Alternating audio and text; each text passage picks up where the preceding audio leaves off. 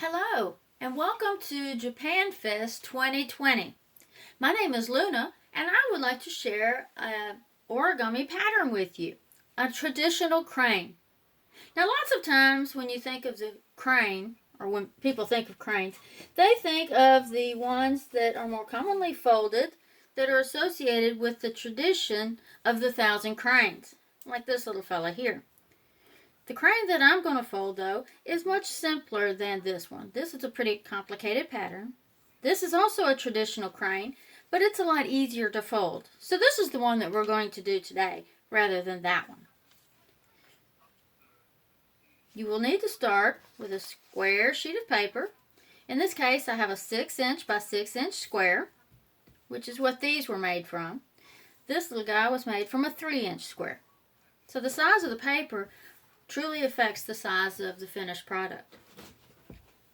Now, to get started, we're going to fold our paper in half from corner to corner.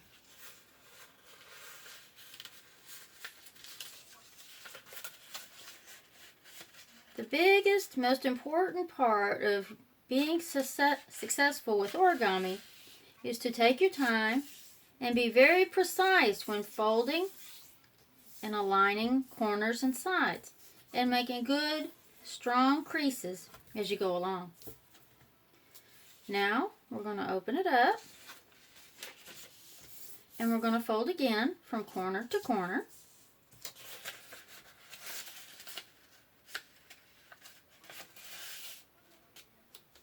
Align the corners up very closely. Oops.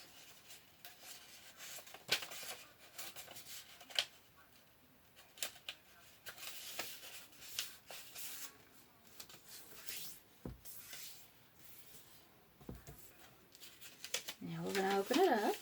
We have two folds from corner to corner and corner to corner, and these folds are valley folds. They sink down into the paper. We're going to turn the paper over now, and we're going to fold in half from side to side.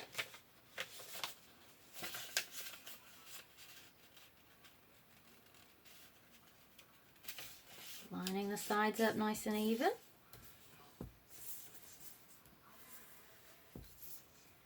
Then we're going to open it up, and again, fold from side to side.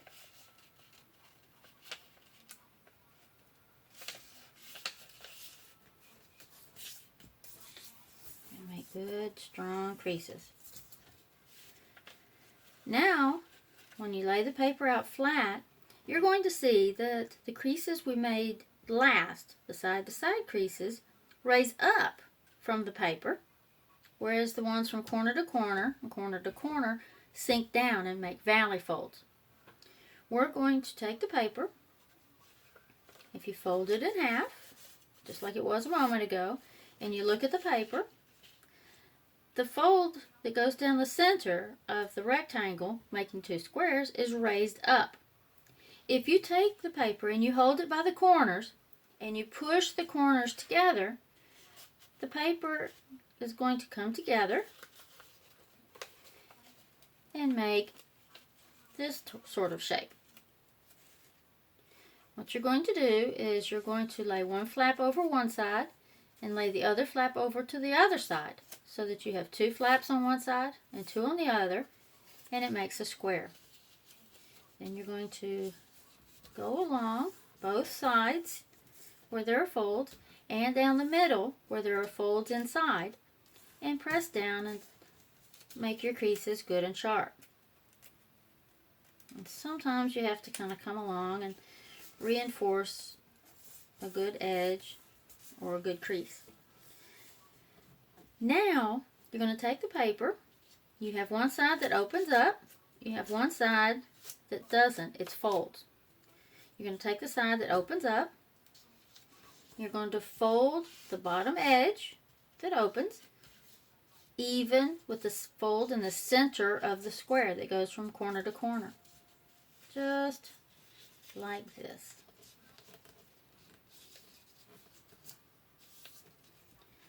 You'll see there's a fold right there in the center, and you're going to line this edge right there up. And you want it to come to a nice sharp point right at the bottom. Then you're going to do the same thing on the other side. You're going to fold the open side in so that the edge of the paper, the edge of the square, comes to the center of your diamond shape. So now the two edge pieces are meeting in the middle. They come to a point at the bottom or the top, depending on how you're holding your paper. On the other end, they meet up. So it looks like a kite on top of a square. And the top part of the kite is a separate triangle. Now, we're going to turn it over. And we're going to do the same thing. You're going to take the open edge and you're going to fold it to the middle.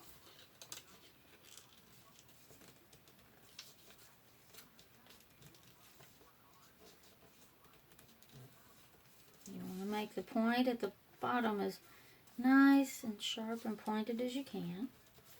Make a nice sharp crease. Then you're going to do the same thing to the opposite side.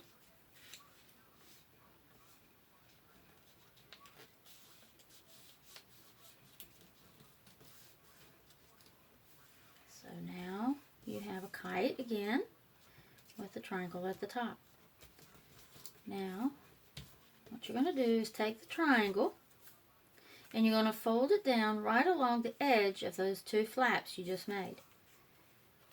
So it's going to fold down just like this. And then you're going to make a crease.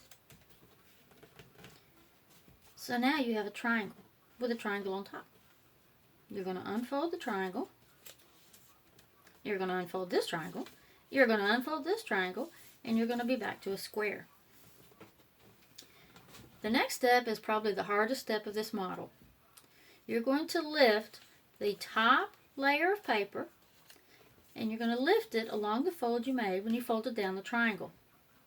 As you lift this layer of paper, the two sides are going to try to fold in. That's exactly what you want them to do. As they raise up to try to fold in, you're going to fold them back into position where they were before. Now this top flap, as you pull it back, the paper should reverse its fold and come to a point up here that mirrors where it was a moment ago. So now you have a long diamond shape. We're going to do the same thing on the other side. You got this triangle here. It's been folded one way, but we're going to fold it down just like we did on the other side to sort of remind it that it's been folded. Push down good. Then you're going to raise it up. You're going to open each flap. There's your square again. You're going to lift up the top layer of paper. As you lift it up along this fold, these two pieces of paper are going to start to fold back in to where they were before. And you're going to let them, press them down. And then,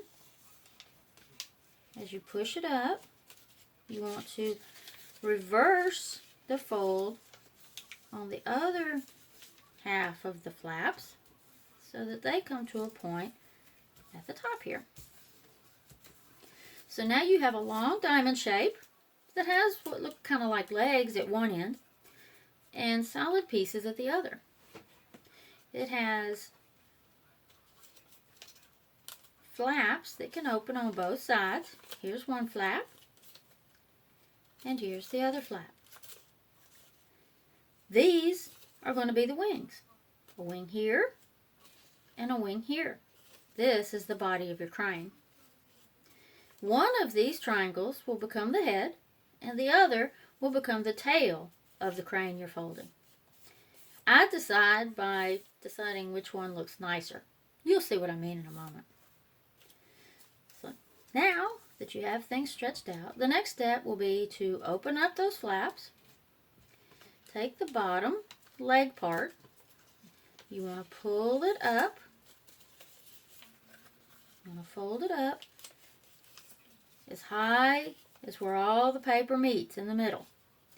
If you pull it up and you keep your finger in the center where the papers meet on one side, you'll see that the fold starts to reverse itself as you go along. That's perfect. So you pull it up and use your fingers to kind of help encourage it to fold. With your other hand, you're going to press down on the side and then create a fold. So you have your paper like that. And you can put it anywhere in this area. That's entirely up to you. Now we're going to do the same thing on the other side. We're going to put our finger in the flap and open it up. We're going to reach down and get this point, and we're going to pull it up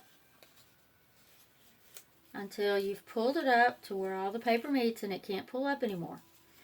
As you keep your finger in the center of the crease here, where the papers meet, it's going to start to fold. Then with your other hand, you slide along and create the fold with the other paper. So now you have a kind of a V or tent shape here, and you have the two leggy pieces that were here are now aimed in opposite directions up here. I look and determine which one of these is the nicest one. I think it's this one. I'm going to leave that one alone, and that will be the tail. The one that's not so nice, and at least for me, there's usually one that's better than the other. That becomes the tail. Then the other one becomes the head. This has a flap as well. You're going to take this flap, you're going to put your finger in just like before, but you're only going to push it open part way. As you push down with your finger, the fold begins to reverse. You go ahead and encourage it to do so, and then you fold down and press. And there's your head. If you'd like to make it a little more complicated and a little fancier, you have another flap that opens. You can take this beak, flatten that flap, fold the paper back, some, not all the way, and then fold it back again, sort of like a zigzag. You want to keep the center fold lined up as you go along so that everything stays in the center. And then, when you close it back, you have a head with a separate beak. Back here is your tail. Remember, these are your wings. So you can fold them like this. You can also fold them down like this. And have a crane that looks like this.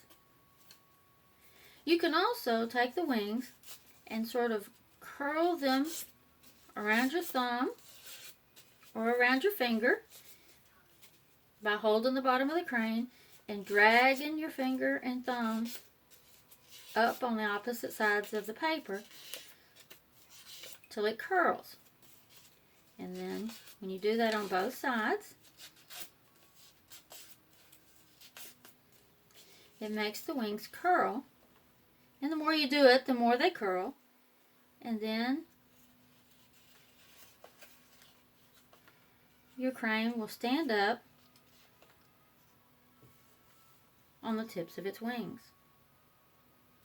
And a little work will make it stand up better. So that is a traditional, simple crane. I hope you enjoyed this video. I hope you're interested in doing origami now, and that you'll find a square piece of paper and give this crane a try. In the meantime, have a great Japan Fest 2020. Thank you for watching. Bye.